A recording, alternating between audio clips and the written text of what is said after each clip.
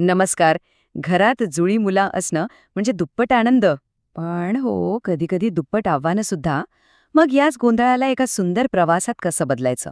आज आपण याचबद्दल बोलणार आहोत, जेणेकरून पालक म्हणून आपण अधिक सक्षम होऊ शकू. चला तर मग सुरू करूया. हे वाक्य खरं तर प्रत्येक जुळ्या मुलांच्या पालकांच्या अगदी मनातलं आहे, नाही का? तो आनंद खरंच शब्दांच्या पलीकडचा असतो.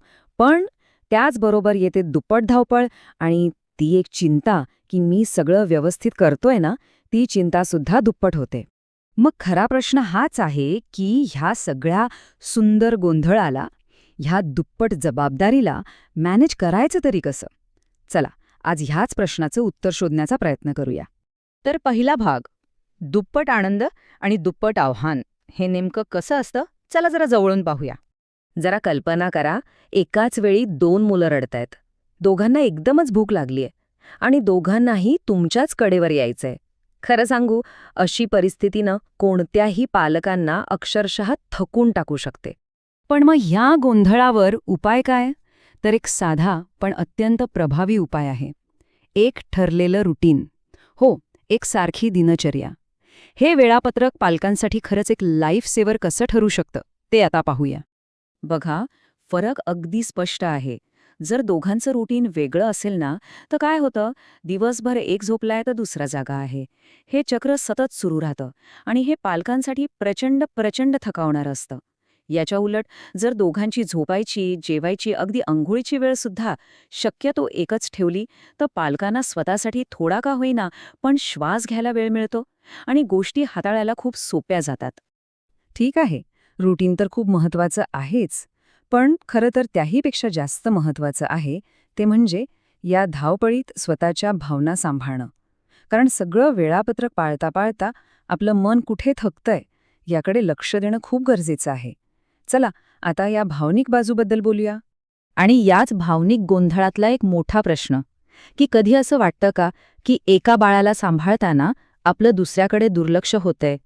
मनात एक अपराधीपणाची म्हणजे गिल्टची भावना येते का? बघा, असं वाटणं हे खूप खूप स्वाभाविक आहे, पण या भावनेवर मात करणं तितकंच गरजेचं आहे. यावर एकच आणि सगळ्यात महत्वाचं उत्तर आहे, स्वतःला दोष देऊ नका. ही गोष्ट अगदी मनावर कोरून ठेवा. हा तर दोनच आहेत ना. जेव्हा एक बाळ रडतं आणि आपण त्याला शांत करत असतो, तेव्हा दुसऱ्या बाळाला आपली गरज असते, आपल्या अपराधीपणाची नाही. आपण जे करतोय ते त्या क्षणी सर्वोत्तम आहे. आणि एक गोष्ट कायम लक्षात ठेवली पाहिजे, परफेक्ट पालक असं काहीही नसतं. ही गोष्ट जितक्या लवकर आपण स्वीकारू ना, तितकं सगळं सोपं होईल.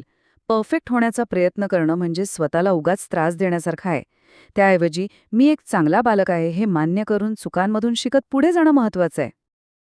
असं होऊ शकतं की एक बाळ जास्त लक्ष मागतंय तर दुसरं तुलनेनं शांत आहे. पण याचा अर्थ असा अजिबात नाही की आपलं प्रेम एकावर जास्त आणि दुसऱ्यावर कमी आहे. अजिबात नाही. याचा अर्थ फक्त इतकाच आहे की आपलं प्रेम व्यक्त करण्याची पद्धत त्या बाळाच्या गरजेनुसार बदलतेय आणि यात काहीही चुकीचं नाही. आणि ह्याच मुद्द्यावरून आपण आपल्या पुढच्या महत्वाच्या भागाकडे वळूया. तो म्हणजे प्रत्येक मूल खास आहे, त्यांचं वेगळंपण कसं जपायचं. यात सगळ्यात महत्वाचं आहे तुलना टाळणं.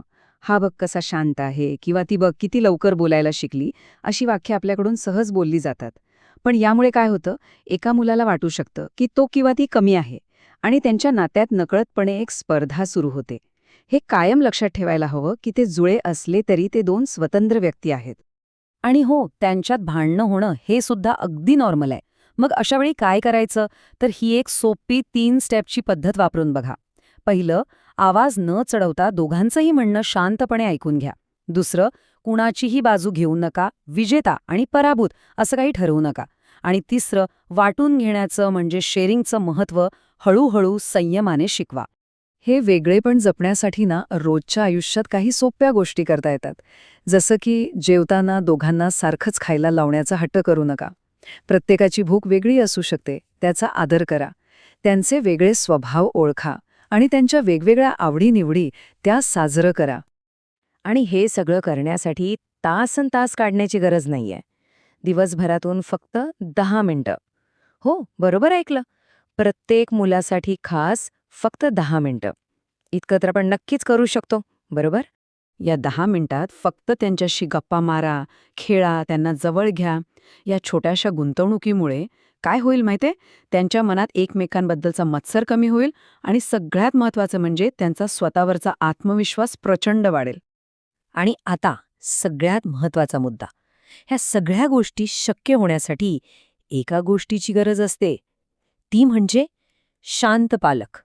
कारण एक साधं सूत्र आहे, शांत पालक असतील तरच घर शांत राहील.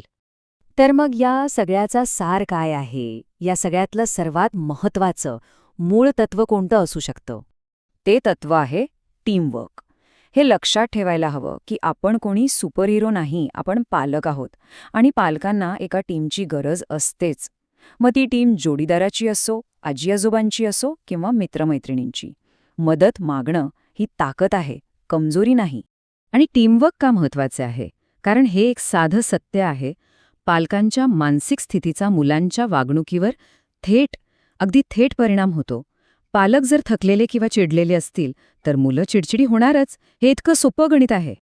म्हणून जाता जाता एकच गोष्ट मनाशी पक्की बांधा. स्वतःवर विश्वास ठेवा. पालक म्हणून आपण जे काही करतोय ना ते पुरेसं आहे, अगदी पुरेसं. कारण आपल्या मुलांसाठी आपल्या प्रेमापेक्षा आणि आपल्या मनःशांतीपेक्षा जास्त महत्त्वाचं दुसरं काहीही नाही. तोच एका आनंदी घराचा खरा पाया आहे.